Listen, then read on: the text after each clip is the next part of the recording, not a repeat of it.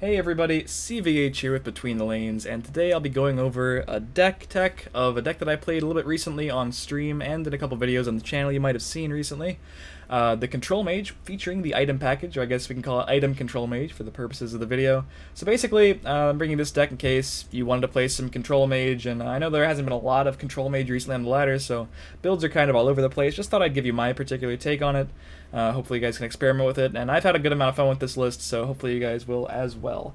So basically, the idea of this is it's basically a standard Control Mage, except it uses the Master of Arms, Gardener of Swords to some degree that we'll talk about, Tome of Alteration, Mace of Encumbrance package that you've probably seen in the Item Sorcerer and Item Assassin decks that I've been laddering with, and that a lot of people have been laddering with them.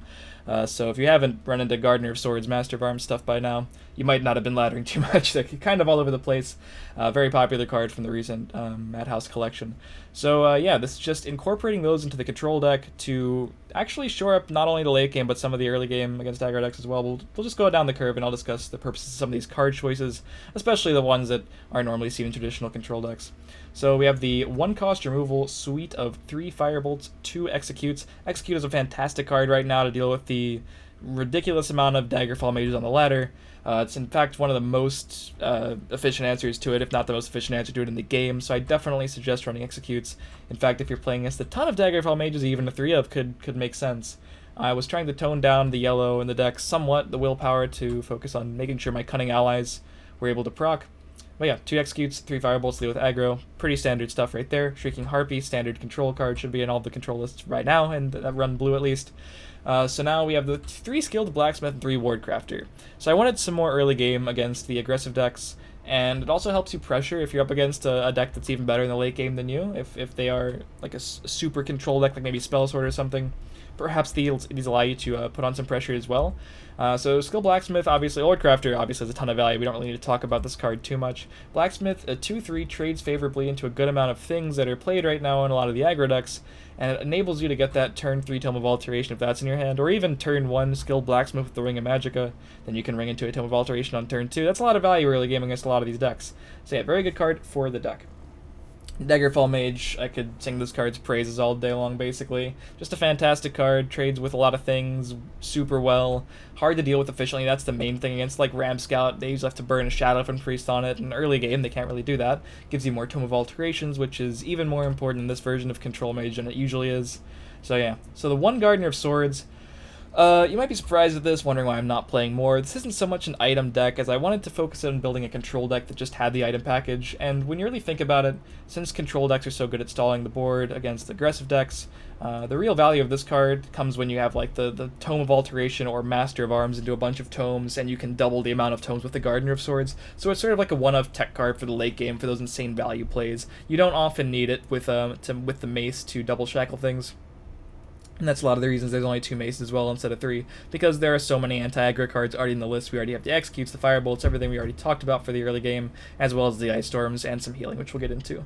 So yeah, Mace, obviously fantastic shackle card, works well with Master of Arms. You don't want to dilute your weapons by playing, or you dilute your items by playing other items. You just want to get back the Tome of Alterations against the control decks, and you want to be able to get back Mace as well. When you can get like a Tome and a Mace, it's fine. Sometimes you want double Mace and you don't even play Tomes against aggro, because they're a pretty slow card against aggro. That can happen as well.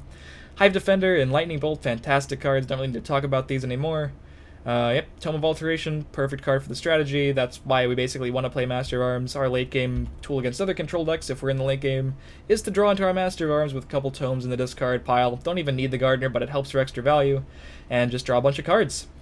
Iron, obviously, played in a lot of these Control Mage decks. Should be in all of them, I think, by this point. In this one, it's actually potentially a bit worse than it has been in previous versions. I don't run Brilliant Experiment or anything like that.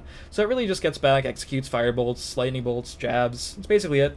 So yeah, it's still a good amount of value, and it's something huge on the board that can trade with a lot of relevant threats in the meta, like Shadow and Priest favorably, Thorn Mage mostly favorably. Good card.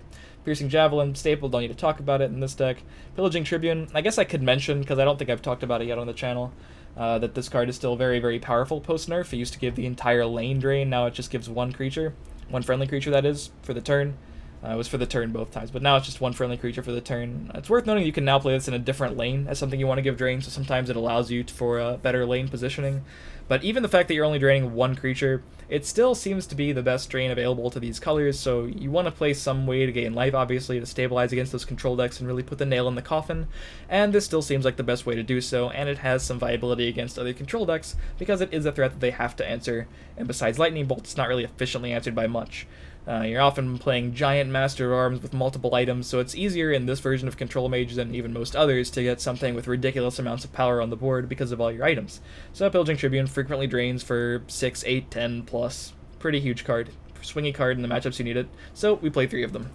Ice Storm, best AoE in the game, my opinion, so 3 of them in this deck. Stabilizes against aggro. Noticing we're not playing Immolating Blast, or most notably, we are not playing Dawn's Wrath. Dawn's Wrath could easily be a 1-of in the deck. I just needed space, didn't want to play 51 cards, obviously, so this is the one card that got cut. But obviously, this is not it's not a final draft. It's just a work in progress. So if you find the card you want to cut for Dawn's Wrath, definitely a card you could stand to test in the list. 3 Master of Arms, perfect card for the Tomes and the Mace's synergy. This is really our late game tool against the other control decks, like I said. Yeah, we have the Mana Chorus for removal and some other late game threats, but this is really the way we get ahead against those other control decks late in the game. Just drawing a million cards, playing threats that have to be answered, and then just cycling into more things throughout our deck. And of course, against aggro, if you've played a couple Maces to stall and trade early, getting those back as well. Basically extra Streaking Harpies, and that's perfect.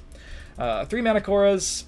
Basically been a staple in these control decks with yellow as a 3-of since I've been playing the game, which is since the beginning of open beta. Nerfed a long time ago, still totally reasonable. Don't see any reason to go over this too much. I did a card analysis video before it was nerfed, but yeah, this is a 3-of in basically all the control decks that can play it, because it's a fantastic card.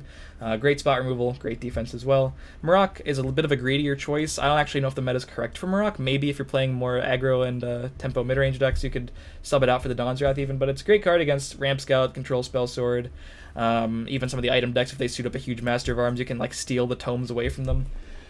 So yeah, good card, but a little bit greedy, so gonna be better for you in those control matchups. Basically the most narrow card in the list, because Odiving, while it's more expensive, as we've seen, is another one of those staple in every control decks, basically, and really helps you against giant boards of tiny things.